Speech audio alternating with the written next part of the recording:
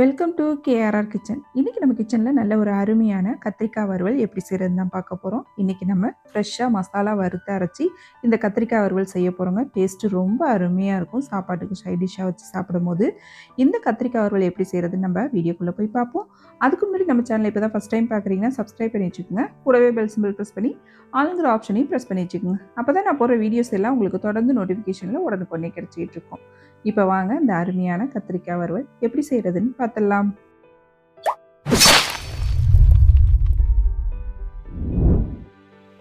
இப்போ கத்திரிக்காய் வறுவல் செய்யறதுக்கு பார்த்தீங்கன்னா ஒரு 300 கிராம் அளவுக்கு கத்திரிக்காய் எடுத்து இது போல் நீள்வாக்கில் கட் பண்ணி தண்ணியில் போட்டு வச்சுருக்கேன். கத்திரிக்காயை தண்ணியில் போட்டு வைங்க, அப்போ தான் கருத்து போகாது. இப்போ இந்த கத்திரிக்காய் வறுவல் செய்கிறதுக்கு நம்ம ஃபஸ்ட்டு மசாலா ரெடி பண்ணிக்குவோம். அதுக்கு அடுப்பில் கடாய் வச்சுருக்கேன். ஒரு 2 டீஸ்பூன் அளவுக்கு மல்லி சேர்த்துக்குங்க. இது கூடவே பார்த்திங்கன்னா ஒரு 5 வரமிளகாய் சேர்த்துக்கிறேன். உங்கள் காரத்துக்கு தகுந்த அளவு நீங்கள் வரமிளகாய் சேர்த்துக்குங்க. இது சின்னதாக இருக்குது, அதனால 5 சேர்த்துருக்கேன். இதிலே 1 டீஸ்பூன் அளவுக்கு கடலைப்பருப்பு, 1 டீஸ்பூன் உளுந்து, அப்புறம் பார்த்திங்கன்னா இது கூடவே ஒரு 1/2 டீஸ்பூன் அளவுக்கு ஜீரகம் சேர்த்துக்கிறேன்.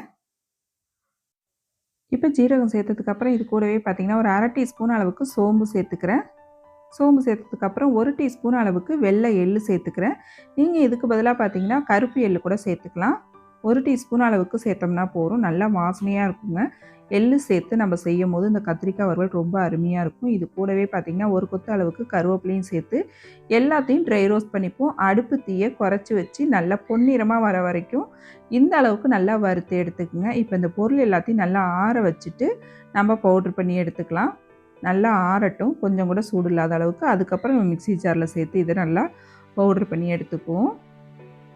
இப்போ கத்திரிக்காய் வறுவல் செய்கிறதுக்கு அடுப்பில் கடாய் வச்சுருக்கேன். இதில் ஒரு 2 டேபிள் ஸ்பூன் அளவுக்கு எண்ணெய் சேர்த்துக்கிறேன். இந்த கத்திரிக்காய் வறுவலுக்கு கொஞ்சம் எண்ணெய் அதிகமாக சேர்த்து செஞ்சிங்கன்னா டேஸ்ட்டு ரொம்ப அருமையாக இருக்குங்க. இப்போ எண்ணெய் நல்லா காஞ்சோன்னே இதில் 1 டீஸ்பூன் அளவுக்கு கடுகு உளுந்து சேர்த்துக்கிறேன். கடுகு உளுந்து நல்லா பொரியட்டும். பொரிஞ்சதுக்கப்புறம் இது கூடவே பார்த்திங்கன்னா ஒரு கொத்து கருவேப்பிலை, கொஞ்சமாக பெருங்காயத்தூள் சேர்த்து நல்லா கலந்து விட்டுருங்க. இதிலே ஒரு 10 பூண்டு பல் இடித்து வச்சுருக்கேன், அதையும் சேர்த்துக்கிறேன். பூண்டு பல் இடிச்சிட்டு சேர்க்கும்போது ரொம்ப அருமையாக இருக்கும். அந்த வறுவல் கூட சேர்த்து சாப்பிட்றப்ப டேஸ்ட்டும் ரொம்ப நல்லா இருக்குங்க. இப்போ நல்லா இதை ஃப்ரை பண்ணிப்போம். இதுக்கப்புறம் பார்த்திங்கன்னா நம்ம கட் பண்ணி வச்சுருக்க அந்த கத்திரிக்காய் இதில் சேர்த்து கத்திரிக்காயை நல்லா எண்ணெயில் வதக்கிடணும். நம்ம சேர்த்ததுக்கப்புறம் நல்லா இதை கலந்து கொடுங்க. அடுப்பை மீடியம் ஃப்ளேமில் வச்சுக்கிட்டு நல்லா இதை வதக்கணும். கத்திரிக்காய் நல்லா வதக்கிட்டு செய்யும் போது தான் டேஸ்ட்டு ரொம்ப நல்லா அருமையாக இருக்கும். கத்திரிக்காய் இப்போ ஒரு பாதி அளவு வதங்கி வந்திருக்கு. இதில் இப்போ நம்ம உப்பும் மஞ்சத்தூளும் சேர்த்து வதக்குவோம். கத்திரிக்காய்க்கு தேவையான அளவு உப்பு சேர்த்துக்கிறேன். ஒரு 1/2 டீஸ்பூன் அளவுக்கு மஞ்சள் தூளும் சேர்த்து இப்போ இது நல்லா இன்னுமே சாஃப்டாகிற அளவுக்கு நல்லா வதக்கி எடுத்துக்குவோம். நம்ம இதில் பார்த்திங்கன்னா தண்ணிலாம் சேர்த்து வேக வைக்க மாட்டோம். அதனால் கத்திரிக்காயை இந்த எண்ணெயிலே நல்லா வதக்கி எடுத்துக்குங்க. எண்ணெய் கொஞ்சம் அதிகமாக சேர்த்து செய்யுங்க, அப்போ தான் நல்லாயிருக்கும். இப்போ பாருங்கள், கத்திரிக்காய் நல்லா வதங்கி வந்துருச்சு சாஃப்டாக. இதுலேயே 3/4 வாசி நல்லா வெந்திருக்கும். இப்போ ஆற வச்சிருந்த பொருள் எல்லாத்தையும் பவுட்ரு பண்ணி எடுத்துகிட்டு வந்திருக்கேன், அதை இது கூட சேர்த்துக்கிறேன். எல்லா பவுட்ருமே சேர்த்துக்கலாம், கரெக்டான அளவாக இருக்கும். இப்போ சேர்த்து இதை நல்லா கலந்து விட்டுருங்க. ஒத்தாப்பில் கலந்து வரணும். எல்லா கத்திரிக்காயிலையும் வர்ற மாதிரி நல்லா கலந்து கொடுத்துக்குங்க. நல்லா கலந்து விட்டு அடுப்பு தீயை குறைச்சி வச்சு நல்லா ஒரு 10 நிமிஷத்துக்கு கலந்து கொடுத்து வேக வச்சிங்கன்னா அந்த கத்திரிக்காய் பார்த்திங்கன்னா நல்லா ட்ரையாக வறுபட்டு ரொம்ப அருமையாக ரெடி ஆகிடுங்க. இப்போ நல்லா இதை கலந்து கொடுத்து வேக வச்சு எடுத்துக்கிறேன். இன்னும் கொஞ்சம் நல்லா ட்ரை ஆகணும்.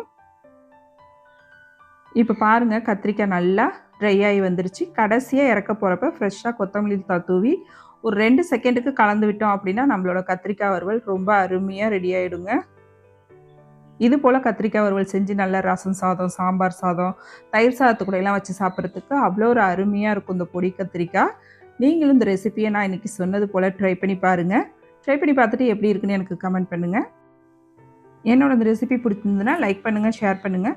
மறக்காமல் நம்ம கேஆர்ஆர் கிச்சனை சப்ஸ்கிரைப் பண்ணி வச்சுக்கோங்க. நாளைக்கு வேறொரு ரெசிபியோட சந்திப்போம். தேங்க்ஸ் ஃபார் வாட்சிங்.